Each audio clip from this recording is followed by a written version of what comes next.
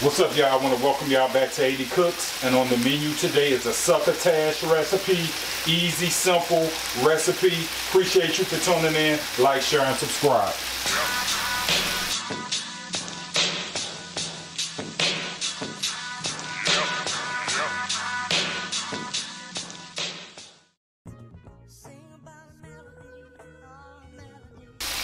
All right, first what we have is bacon. One of my favorite pieces of meat, bacon, pork. What we want to do is brown this bacon like we're cooking it. I cut it up. This is about 4 pieces of bacon. We're just going to cook it until it gets crispy. All right, guys, our bacon is done. We're going to go ahead and remove our pieces of bacon. And the house smells so good, y'all.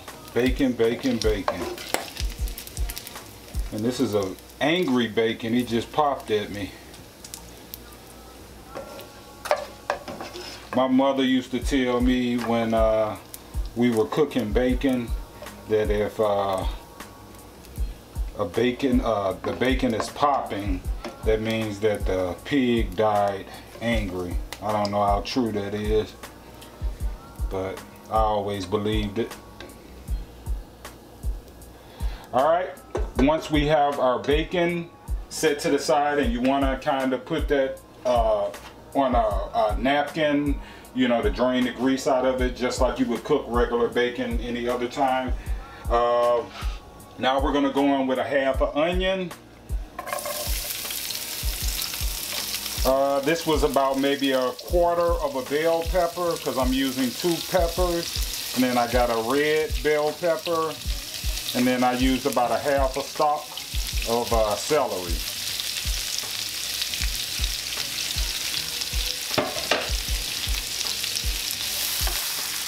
And I probably could have drained some of that grease out of there. So, because I don't think I need all of that.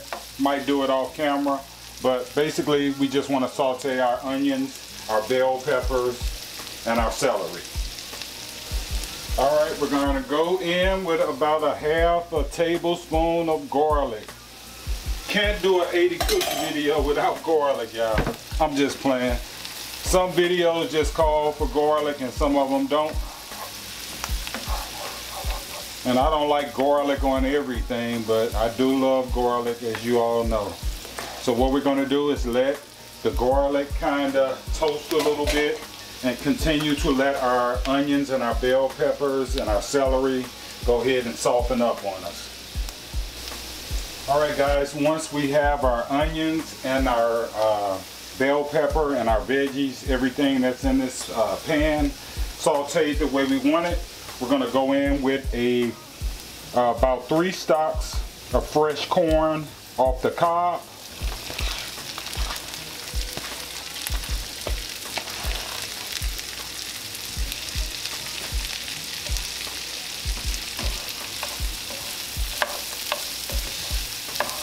And we just want to stir things up.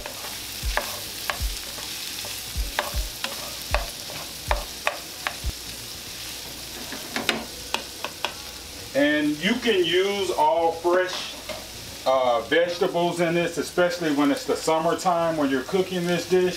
But I kind of want to cook things for everyone, because everyone may not have certain veggies. They may be cooking this dish at a certain time of the year. So everything can be put in fresh that we're using. I'm going to go in with about a half a bag of frozen corn. And the reason why I'm doing that is because the corn that I used, I wanted like 2 different types, or actually 3 different types of corn. The corn that I'm using that was off the cob is white and yellow corn. I forgot what they call it. But it's a different type of corn. It's a sweet corn. And then this corn is just like this frozen corn is regular sweet corn as well. But it's not the white and the yellow type of corn. So I wanted a different type of corn, if that makes sense.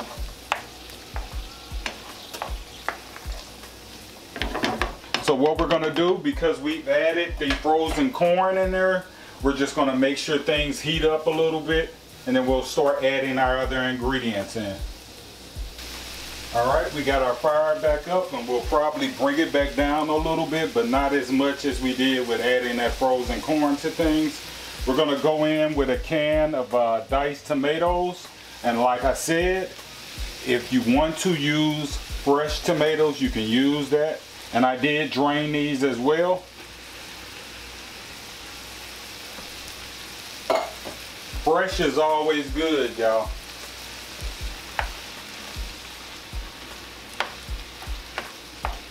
But you can also get something to taste good too that's out of a can or out of a jar as well.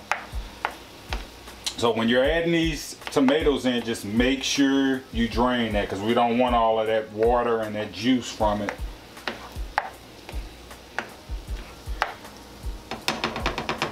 All right, at this point we're going to go in with a can of cream style corn or cream of corn. And this is my third element of corn that I'm adding into this.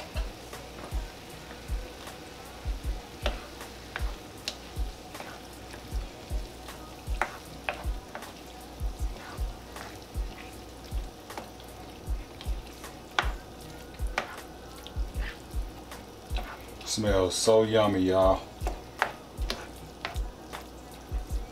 And in this recipe, I am not adding lima beans. You can add that.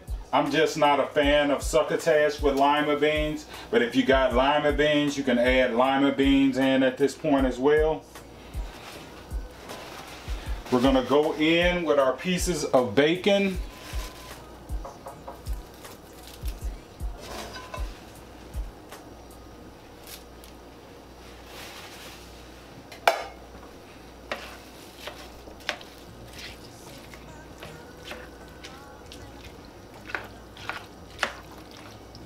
Stir all this goodness up, y'all. And a lot of recipes don't call for cream of corn. I add cream of corn into my succotash. I think it just adds another element of corn into the succotash, and it makes it more kind of creamier too. So that's why I add that. So we're gonna let things heat back up and continue to cook. All right, guys, at this point, we're gonna go ahead and start salting and peppering our succotash. I'm gonna go in with a little bit of black pepper, which in 80 cooks means a lot of black pepper. I love black pepper, especially on corn. I think that should do us. We're gonna go in with some red or some crushed red pepper flakes.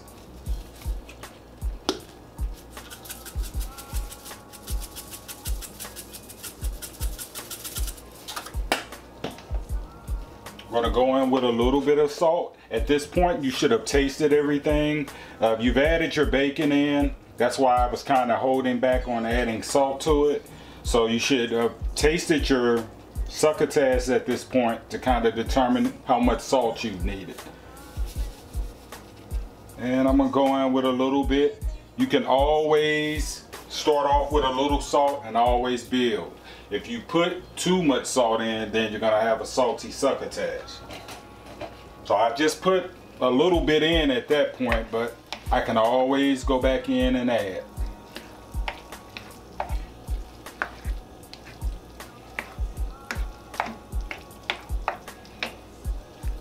And I'll probably put a little bit more black pepper into this as well.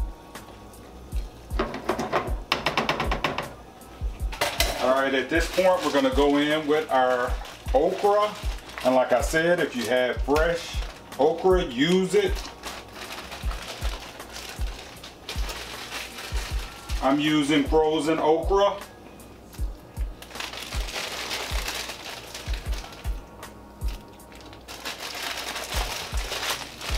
And I'm going to use about a half a bag of this okra.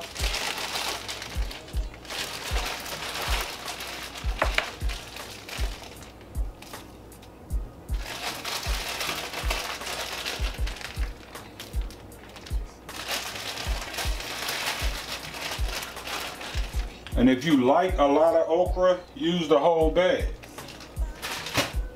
I mean, it's your food, you gotta eat it.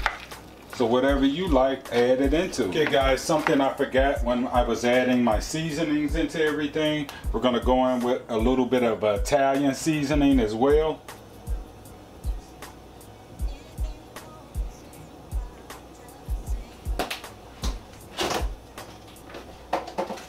And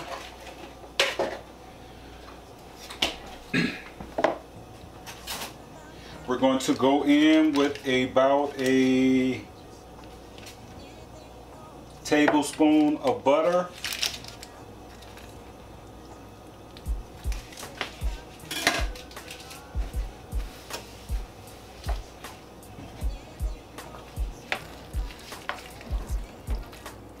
And that should do us at this point. We have everything added into our succotash.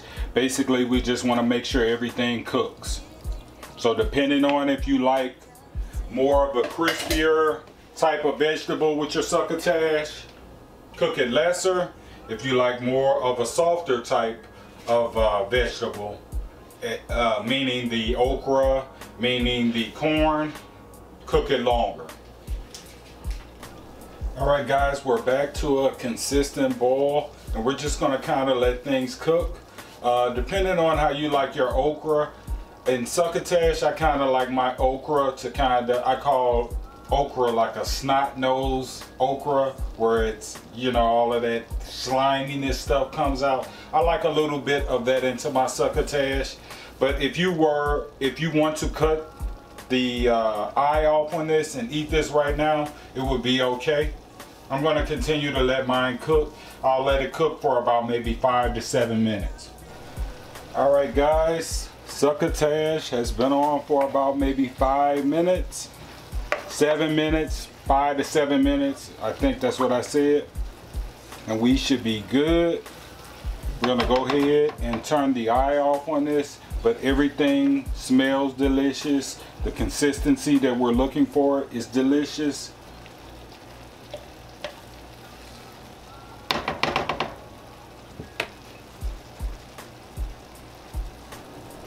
Okay, let's go ahead and add our succotash into our dish.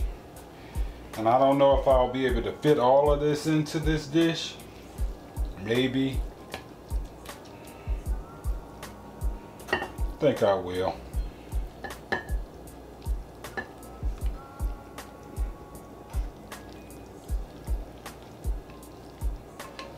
Yep, we should be good, y'all.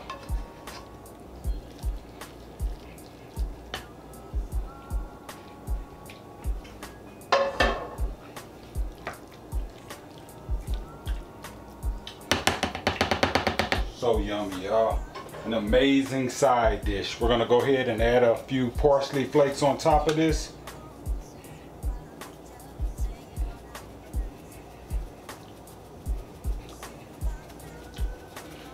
And a little to 80 cooks is a lot. But there you have it. Succotash 101, y'all. I really appreciate you all for tuning in. Please like, share, and subscribe. And please, and peace. Why did I say please? Peace, y'all. And continue to comment. That helps out the channel, y'all. Continue to share. I know I say this all the time. Like, share, and subscribe. But that helps the channel, y'all. When you all share things, like, and leave that comment, y'all. Peace.